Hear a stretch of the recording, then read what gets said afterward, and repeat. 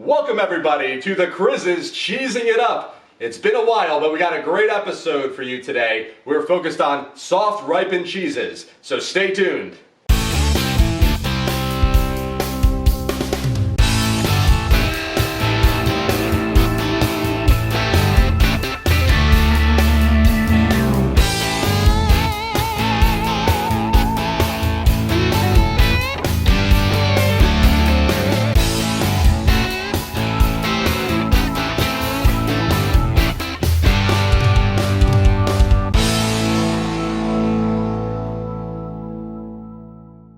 Before sampling our cheeses today, let's talk a little about the types of cheeses that we have in our lineup today. So we have three different types of cheeses. They're all soft ripened cheese. A lot of soft ripened cheeses share very similar characteristics to one another.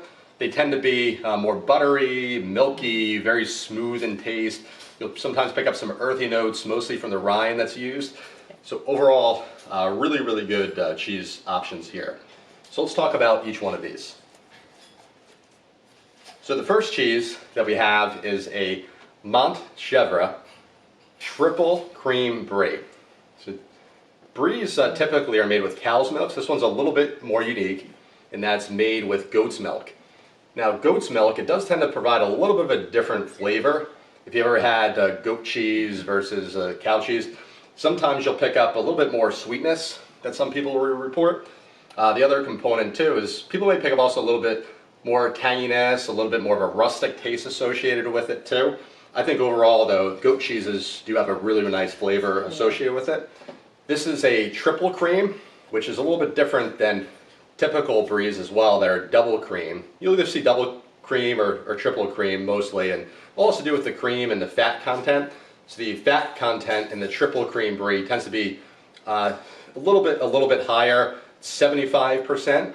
Versus the double cream bries, which are usually 60-65% plus, is typically what you see with them.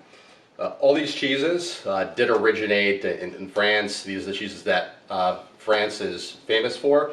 Although each of these brands, I don't know if any of these, I don't believe any of these are actually made in France. A lot of them in Wisconsin or Canada as well. But we'll talk a little bit more about that in a few minutes. The second cheese that we have is the Camembert. So my apologies for anybody French out there as I butcher the French pronunciation of this cheese. And very similar to the cheese we just talked about, the triple cream brie. This is made with a little bit of a lower fat content, so it's used 40% of the cheese is made with the heavy cream. So it does tend to be a little bit lower in fat than the brie, and it tastes very similar. So if you're a little bit conscious around some of your calories or your fat content, this may be a good option. Definitely a good second option. Tastes very similar to the triple cream goat brie, so definitely recommend it. Mm-hmm. And what's funny to me about this cheese is the brand is Eiffel Tower. You would assume that it's made in France, but it's not. When you look at the back label, it's actually made in Canada. Which makes sense. It could be again a French-Canadian cheese that came over to Canada. So I don't necessarily hate that. But again, it is a very interesting name choice considering the origination of this cheese. The last cheese that we have is Bucheron. We've had this cheese before. It's very good. It's good. Mm-hmm. Yeah. But the Bucheron cheese, some similar notes to some of the other cheeses, but it also includes more of a traditional goat cheese flavor, and this one's unique because the inside of the cheese has a little bit different taste versus the exterior ring of the cheese, but it does bring out a pretty nice flavor, and we're going to be trying this one again versus the other cheeses. But this is probably one of my favorite new cheeses that I've encountered over the course of the last year. The first time I had it, I'm like, wow, it's really good. It tastes like traditional goat cheese, and then there's a little bit. It almost has like a kind of like a blue cheese. So it's kind of like a goat cheese, but then it has like a blue cheese on the end part of it. Like the rind is almost like a blue type of cheese. So it's like a goat and a blue. It's very good, very different from any other cheese I've ever had. So it's really good.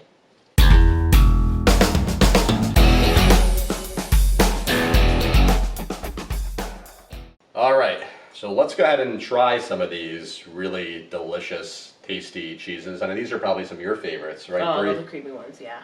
Yeah. Definitely Brie. Anything creamy is really good, so I'm sure I'll really like these. All right. Well, let's give these a try here. Which one do you want to try first? Let's try the triple. Triple goat brie. Yeah. All right. So let's give that one a try. I think it's gonna be more than like the milder cheese. A little bit milder. Yeah. Okay. So let's just take a look at the brie wheel for right now. So a lot of people don't know necessarily how to slice brie. You might have actually been not sure how to slice brie in that camp too before. Right. Yeah. So brie, a lot of people will try slicing their brie this way. So they'll just try going straight down. The disadvantage of doing that is some of the best parts of the brie is actually in the center. So when you're cutting it like this, you're actually missing out on some of the tastiest parts of the brie. So it's usually recommended that you almost cut it like a pizza, and then you have varying levels or varying thickness of some of the bries. Yeah, that way you get the middle in every single piece. That's right. So here, let me go ahead and we're gonna cut a little piece here. See, it's almost like a thick, like a pizza slice. Yeah. A pizza slice. Yeah. All right. So you want to give this a try first? Sure. So again, this is the triple brie goat. I'm curious to get your impression on how it tastes versus a traditional double cow's milk brie. So it's very good. You definitely taste the brie for sure. But it's also got like that creaminess of like the goat cheese. Like it's got more bite to it than a regular brie. Definitely got more flavor, for sure. All right, let's give it a try here. Go. Very, very, very creamy.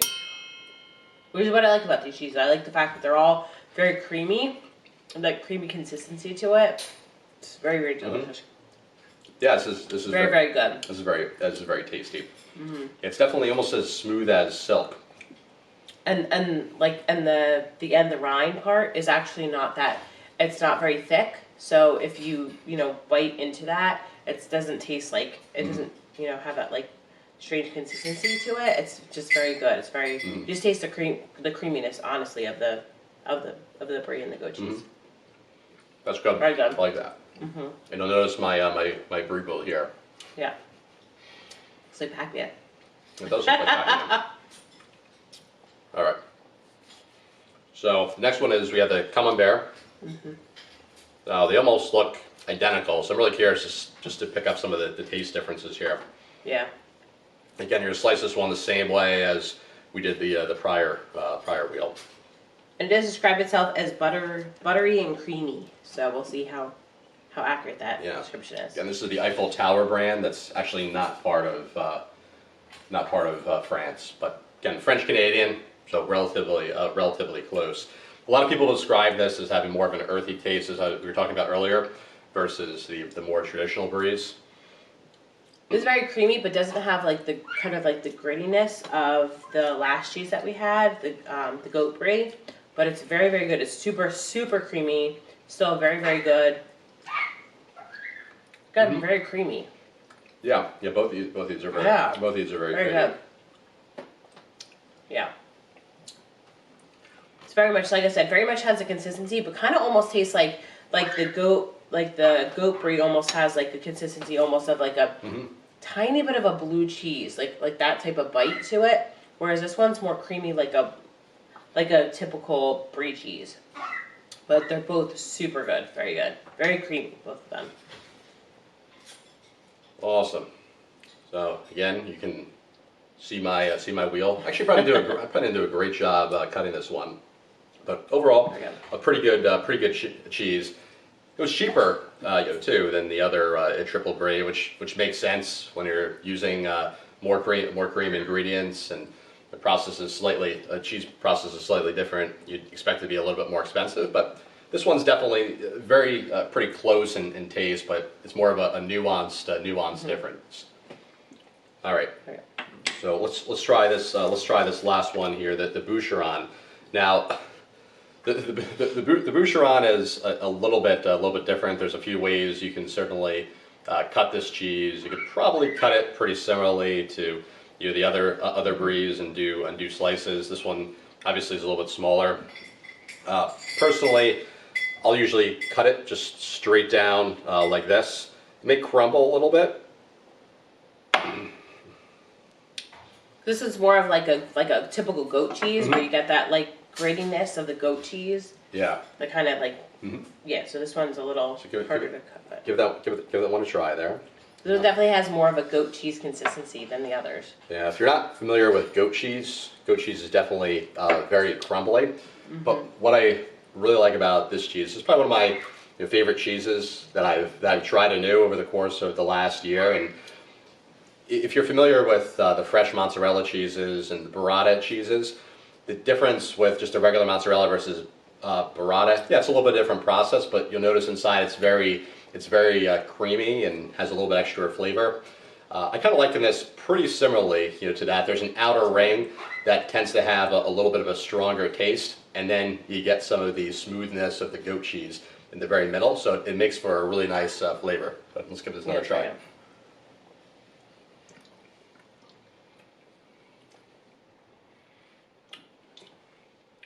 It definitely has more of like the goat cheese type of taste than the others. The others are more creamy, whereas this one has a little bit more grittiness, I would say, to it. But very much of a bite and still very, very delicious, just in a different way. And you don't taste the rind as much. Whereas with the other ones, you definitely have a taste of the rind a little bit, but it's not super powerful. It's not very thick.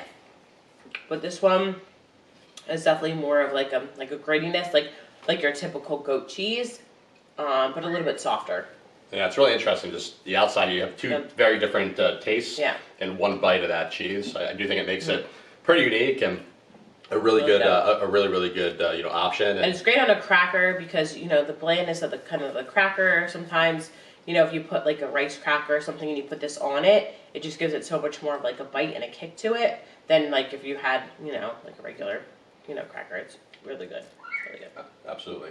Yeah. Well, thank you, Amber, for weighing in and providing some additional context. And cheese is such a personal preference for a lot of people. And some people love sharper cheeses. Some people like milder cheeses. It really comes down to personal preference and what your taste buds are telling you. I think all these cheeses are pretty good options, particularly for somebody that has more of a milder cheese preference. Both of these are pretty mild. This one you definitely get maybe a little bit more bite. Yeah, it's definitely more gritty. So you definitely have to have like that. If you like goat cheese, you will definitely love this cheese. But if you want more of like a kind of like a lighter, not so more subtle type of cheese, I think these two would probably be more on your wavelength than maybe than the other. But absolutely very good though. Absolutely. Very good. Well, hey, thank you so much for joining and watching our video today. Hope you learned a little bit more about cheese and have some new types of cheese that you'd like to go out to the grocery store and sample. And until next time, keep cheesing it up.